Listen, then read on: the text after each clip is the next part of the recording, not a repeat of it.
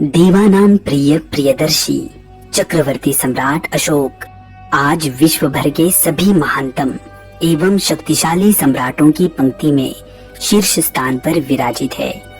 उन्हें यूं ही चक्रवर्ती सम्राट नहीं कहा जाता। उनका साम्राज्य उत्तर में हिंदुकुश की श्रेणियों से लेकर दक्षिण में मैसूर तक, तो पूर्व में बांग्लादेश से लेकर पश्चिम में अफगानिस्तान, ईरान तक फैला हुआ था। वर्तमान परिदृश्य में देखा जाए तो सम्राट अशोक का ये साम्राज्य आज का भारत, अफगानिस्तान, नेपाल, पाकिस्तान, भूटान, म्यांमार और बांग्लादेश के अधिकांश हिस्से में व्याप्त रहा था।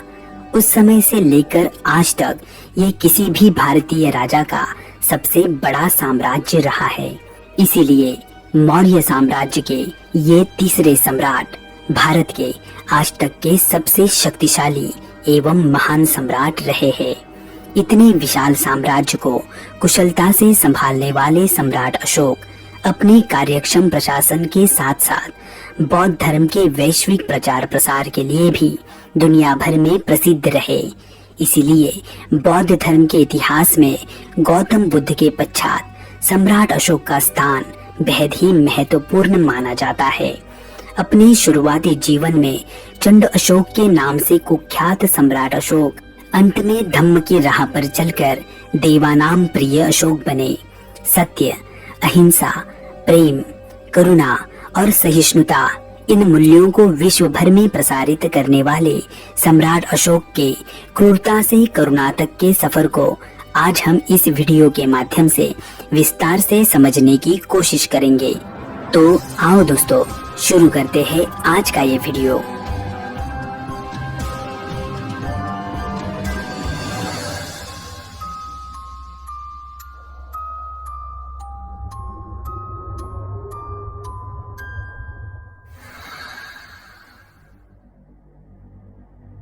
सम्राट बिंदुसार और रानी धर्मा के पुत्र अशोक का जन्म 304 ईसा पूर्व में पाटलिपुत्र में हुआ।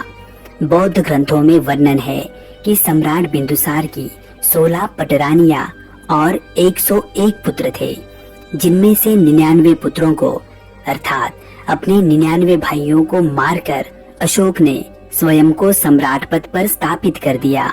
बौद्ध ग्रंथों में बताई गई इस बात के ऐतिहासिक प्रमाण तो नहीं है, लेकिन एक बात तो स्पष्ट है कि 273 ईसा पूर्व में जब सम्राट बिंदुसार की मृत्यु हुई, तब उनके ज्येष्ठ पुत्र सुशील सम्राट नहीं बने और अशोक को भी सम्राट बनने के लिए 4 सालों का लंबा समय लगा। इसका मतलब इन 4 सालों में अशोक और उनके भाइयों में कड़े सत्ता संघर्ष का माहौल रहा और इस आंतरिक अशांति से भरे माहौल के खत्म होने के बाद ही 269 ईसा पूर्व में सम्राट अशोक का विधिवत राज्याभिषेक हुआ। सत्ता संभालते ही अशोक ने विरासत में प्राप्त विशाल मौर्य साम्राज्य को और अधिक विशाल करना प्रारंभ कर दिया।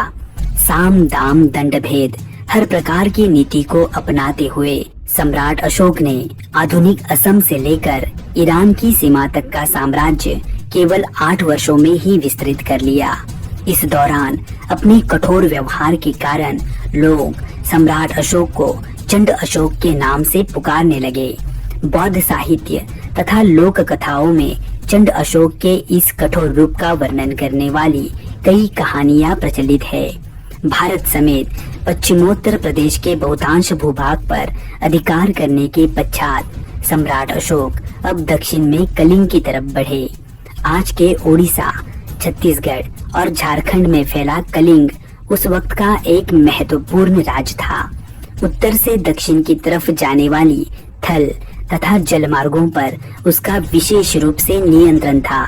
इसीलिए कलिंग को जीतना मौर्य साम्राज्य के लिए बेहद ही आवश्यक था। सम्राट अशोक के 13वें अभिलेख से हमें ये पता चलता है कि राज्याभिषेक के 8 वर्ष पश्चात ही मगध और कलिंग के बीच युद्ध प्रारंभ हुआ।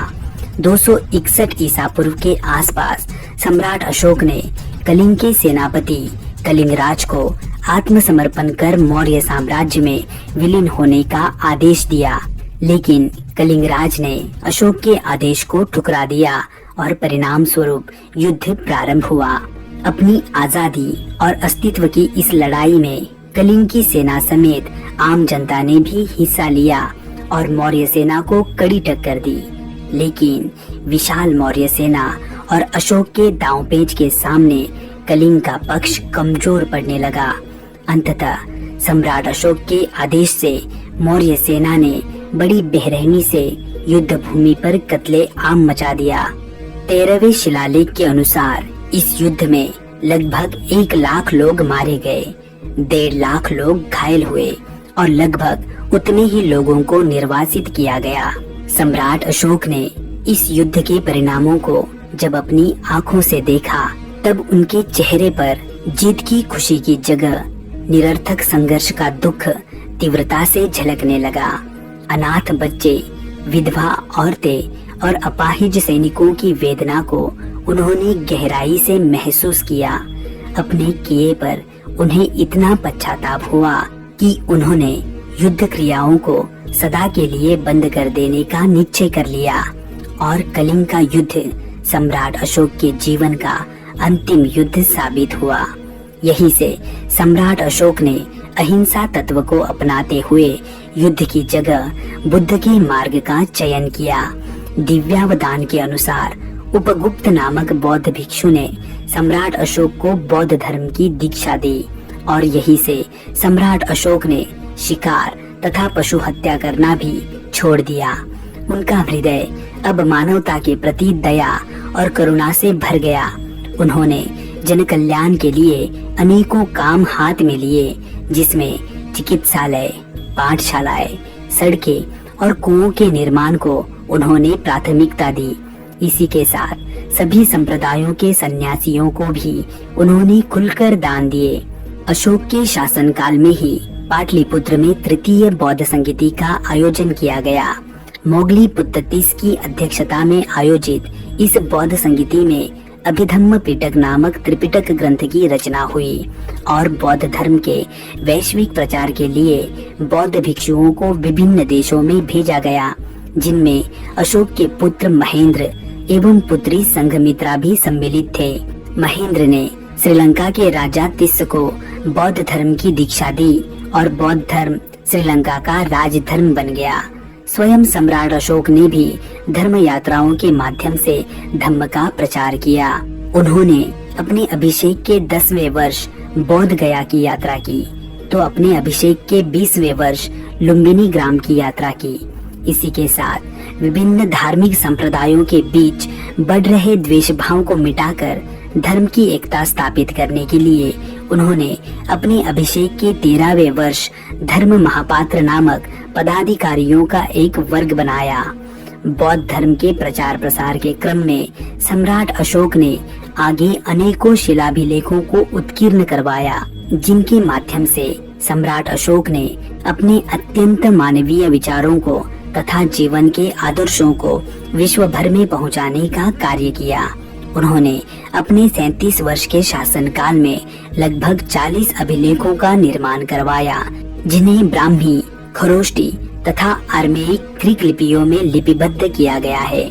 शिला, स्तंभ तथा गुफाओं में प्राप्त होने वाले इन अभिलेखों में सम्राट अशोक ने अपने आप को प्रियदर्शी और देवानाम प्रिय की उपाधि से संबोधित किया है।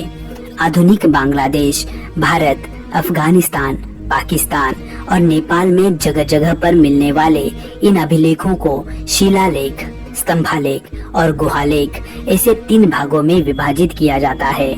आज हमें सम्राट अशोक के बारे में जितनी भी प्रमाणित जानकारी प्राप्त होती है, उसमें इन अभिलेखों की भूमिका बेहद ही महत्वपूर्ण है। अहिंसा, शांति तथा लोक कल्याणकारी नीतियों के अतुलनीय सम्राट अशोक ने लगभग 37 वर्षों तक शासन किया और फिर 232 ईसा पूर्व में उनकी मृत्यु हुई।